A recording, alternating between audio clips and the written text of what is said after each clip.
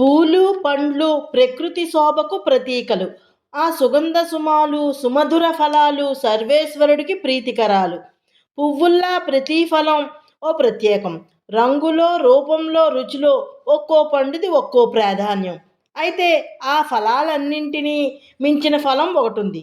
అది అతి మధురమైనదే కాదు, అమృతమయం కూడా. ఆకలిని తీర్చేది కాదు, ఆర్తిని బాపేది కూడా. ఆ ఫలరాజమే పరమాత్మ. అయితే ఆ పండు అందరికీ అందేది కాదు. అరుదైన అర్హతలతో అతి కష్టంపై అందిందా ఇక మరి దేనిపైకి మనస్సును మరలనివ్వదు, తన మాధుర్యాన్ని మరవనివ్వదు. అంతటి ప్రత్యేక ఫలాన్ని ఈ పదకవితా పితామహుడు తినరాని కొనరాని దేవలోకపు పండు అని అభివర్ణించాడు.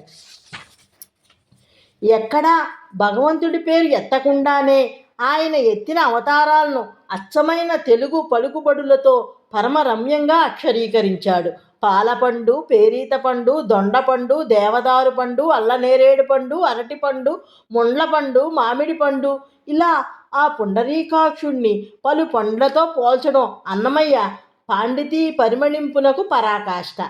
తమను ఆ పరంధాముడితో పోల్చి శ్రీనివాసుడి ప్రియభక్తుడు చేసిన ఈ పదప్రయోగాలకి సృష్టిలోని ఫలాలన్నీ పులకించిపోతాయంటే అతిశయోక్తి కాదు.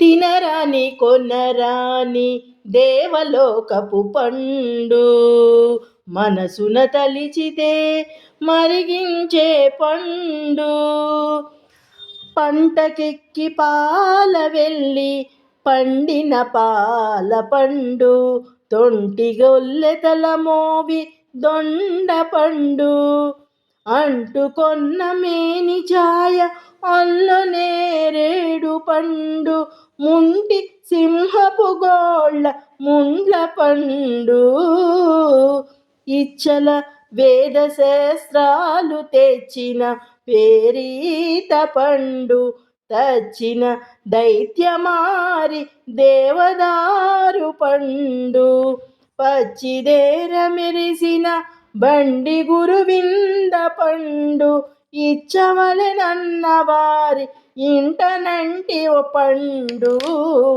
తెమ్మగా మునుల పాలి తీయని చింతపండు, తెమ్మల సిరివలపు తేనె పండు, ఇమ్ముల శ్రీ వెంకటాద్రి ఇంటింటి ముంగిటి పండు, కొమ్మల 16,000 గొప్ప మామిడి పండు, తినరాని కొనరాని దేవలోకపు పండు, తినరాని కొనరాని దేవలోకపు పండు.